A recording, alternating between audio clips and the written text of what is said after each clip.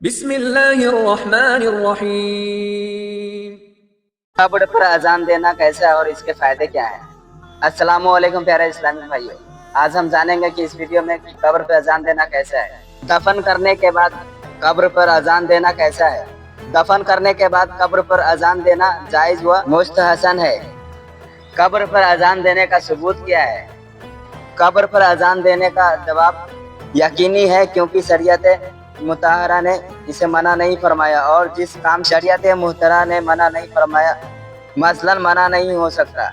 نیز احادیث سے ثابت ہے کہ جب مردے کو قبر میں اتارنے کے بعد فرشتے اس کے پاس آ کر سوال کرتے ہیں تو شیطان، جو انسان کا اصلی دشمن ہے، مسلمان کو بہکانے کے لیے وہاں بھی آ جاتا ہے، اور یہ بات بھی احادیث سے ثابت ہے کہ شیطان قبر میں آتا ہے اور مسلمان کو سوال کے جواب دینے میں پریشانی ہوتی ہے تاکہ یہ سوال کے جواب نہ دے سکے، اور جب اذان دی جاتی ہے تو شیطان بھاگ کھڑا ہوتا ہے۔ چنانچہ روایت میں ہے کہ جب مردے سے سوال جواب ہوتا ہے تو پوچھا جاتا ہے کہ تیرا رب کون ہے؟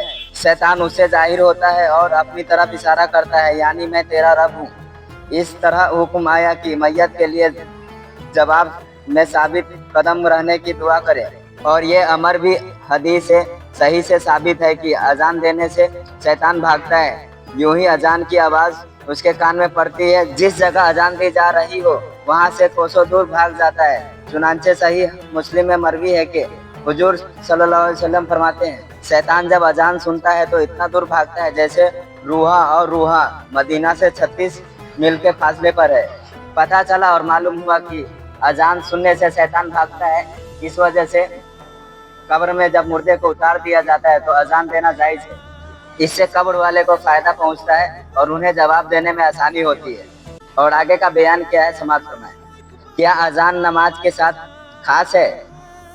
نہیں، ایسا نہیں ہے کہ اذان نماز کے ساتھ خاص ہے۔ بعض لوگوں کا اذان قبر کے نام جانے کا شیطانی وصیت شاید اس بنا پر آتا ہے کہ لوگ اذان کو نماز کے ساتھ خاص سمجھتے ہیں، حالانکہ ایسا نہیں ہے کہ بلکہ شریعت محترمہ نے نماز کے علاوہ کثیر مقامات پر اذان کو مستحسن جانا ہے، جیسے مولود نوزاد ششو کے کان اور دفاع وبا و بلا وغیرہ مقامے میں حضرت عبیداللہ بن ابو رافع اپنے والد ابو رافع رضی اللہ تعالیٰ عنہ سے بیان کرتے ہیں۔ وہ فرماتے ہیں، میں نے رسول اللہ صلی اللہ علیہ وسلم کو حضرت حسن بن علی کو رضی اللہ تعالیٰ عنہ کے کان میں نماز جیسے اذان کرتے ہوئے سنا جب حضرت فاطمہ رضی اللہ تعالیٰ عنہ نے ان کو جنم دیا۔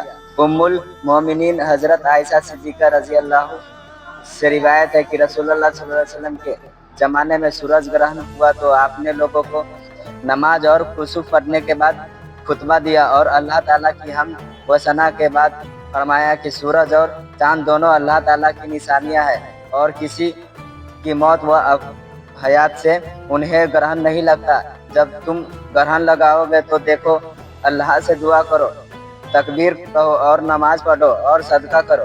درج والا حدیث مبارکہ میں ہے، رسول اللہ صلی اللہ علیہ وسلم کی طرف سے تعلیم دی گئی ہے کہ کوئی غیر طبیعی واقعہ یا کوئی حادثہ پیش آنے پر، مصیبت یا کا شکار ہونے پر، یا کوئی وبا پھیلانے پر اہل اسلام کو 4 کاموں کا انفرادی یا اجتماعی طور پر احترام کرنا چاہیے۔ وہ 4 امور ہے: ذکر الہی، دوسرا دعا، تیسرا نماز، چوتھا صدقہ۔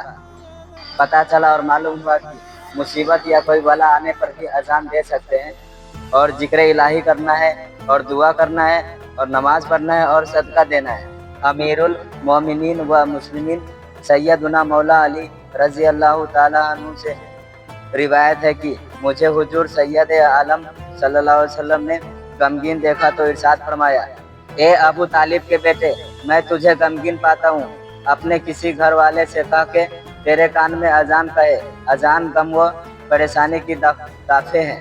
یہ بھی معلوم ہوا کہ کبھی غم و اداس ہونے پر اپنے کان میں اذان دلا لینے سے سکون و اذان کی مشروعیت اصلاً نماز کے اعلان کے مقصد سے کی گئی ہے، البتہ بعض دیگر کاموں کے لیے بھی اس کا ثبوت ملتا ہے، مثلاً مولود کے کان میں اذان دینے کا حکم، یا آگ جانے کے وقت اذان دینے کی तरगीब वगैरह, तो प्यारे कारियों को अहादीस की रोशनी में यह बात जाहिर हो गई कि अजान देना कब्र पर मुस्तहसन है।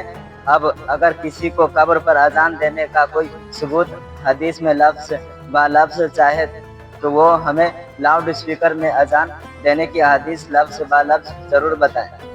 जज़ाकल्लाह खैर। उम्मीद करते हैं कि आप लोगों को बात समझ में आ गई होगी कि कब्र पर अजान देना जायज़ है और मुस्तहब है। अगर फिर भी आप लोगों का कोई सवाल हो तो कमेंट में बेझिझक पूछ सकते हैं। मेरी तरफ से यह दुआ है अल्लाह ताला की बरगाह में कि यह वीडियो देखने वाले और सुनने वाले की हर मुसीबत परेशानियों को दूर अता फरमाए। आमीन सुम्मा आमीन। जज़ाकल्लाह खैर। लाइक करें, कमेंट करें, सब्सक्राइब करें। दर नबी पर